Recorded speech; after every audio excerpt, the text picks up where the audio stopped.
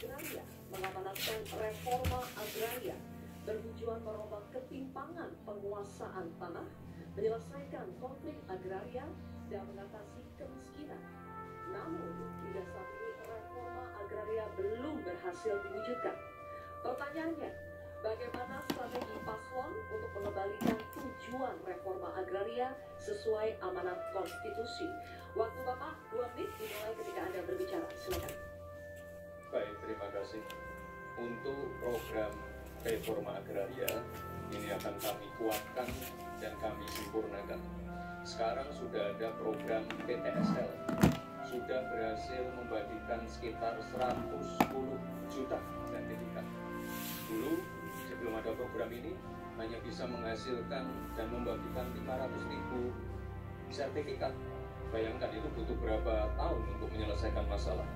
Lalu sekarang juga sudah ada program redistribusi tanah HGU dan lain-lain disimpan di bank tanah untuk nanti diredistribusi ulang kepada para misalnya pengusaha lokal, petani lokal, dan lain-lain.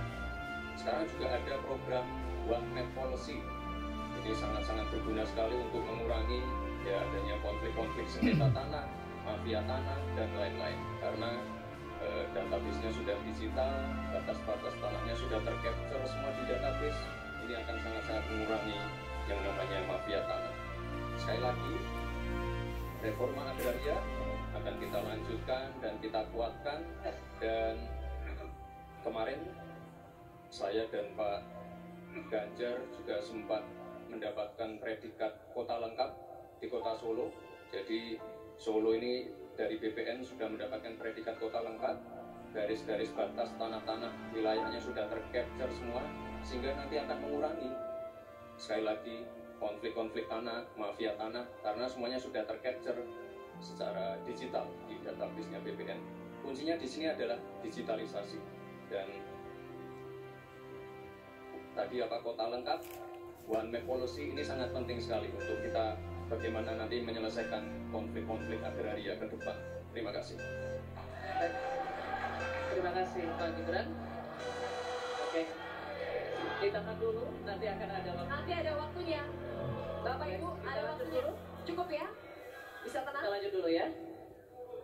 Baik, ini kami persilakan calon wakil presiden nomor urut 3, Bapak Mahfud MD, untuk menanggapi. Bapak, waktunya 1 menit dimulai dari saat berbicara. Terima kasih moderator. Jadi kalau melihat ketimpangan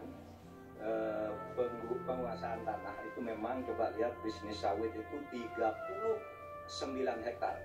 Sementara hanya segelintir orang di bisnis sawit. Sementara para petani kita sebanyak 17 juta orang itu kalau dirata-ratakan itu hanya menguasai setengah hektar.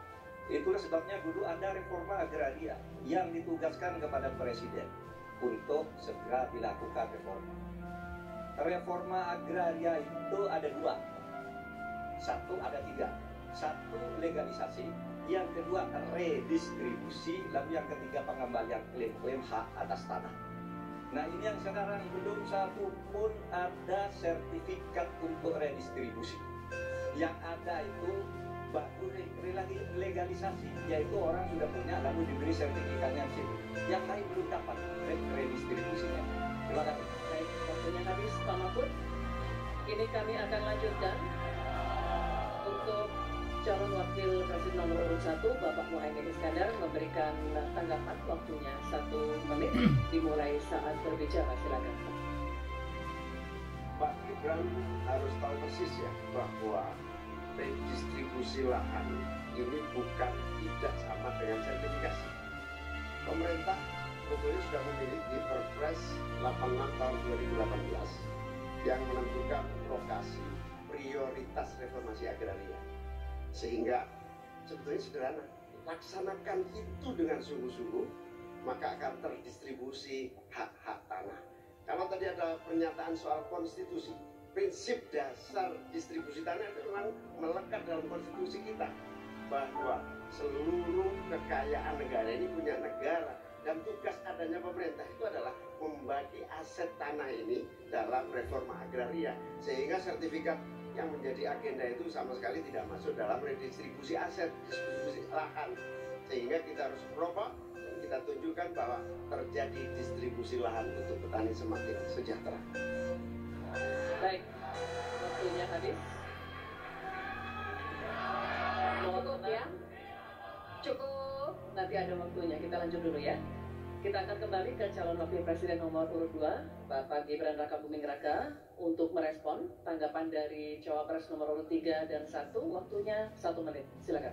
Baik, terima kasih Gus Muhaimin dan Prof. Mahfud. Tentunya untuk mengakselerasi proses redistribusi tanah, ini kan sudah ada MOU antara Mahkamah Agung dengan Kementerian ATR.